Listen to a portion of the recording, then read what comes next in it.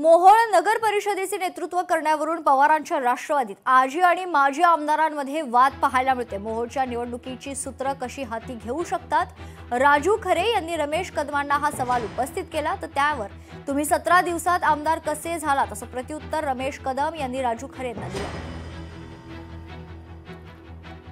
तिकडे ते उत्तम जानकरचा प्रचार करतायत, करमाळ्यात जाऊन ते नारायण पाटलाचा प्रचार करतायत, परंतु मोहोळमध्ये येऊन ते राजू खरेचा प्रचार करू शकत नाही।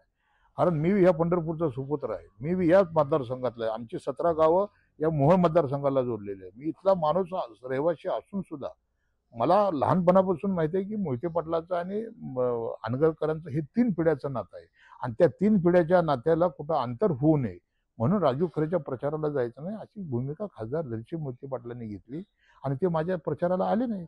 मग आता ते माझ्या प्रचाराला आले नाहीत तर मग ते इथल्या नगरपालिकेच्या निवडणुकीचे सूत्र कसे काय घेऊ शकतात? त्यांना कुणाला मदत करायची?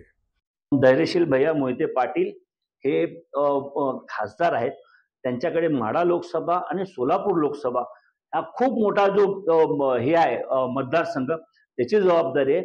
शेवटी आमदार होण्यामागे राष्ट्रवादी काँग्रेस पक्षाच्या सर्वसामान्य कार्यकर्त्यापासून ते त्या पक्षाच्या खासदारांपर्यंत सर्वांनी हातभार लावल्यामुळे ही निवडणूक त्यांनी जिंकली आणि ते या ठिकाणी आज विद्यमान आमदार म्हणून त्या आमदारकीची प्रतिष्ठा, सत्ता उपभोगत आहेत। याची त्यांनी नोंद घेतलीच पाहिजे, याची त्यांनी जाणीव ठेवली पाहिजे।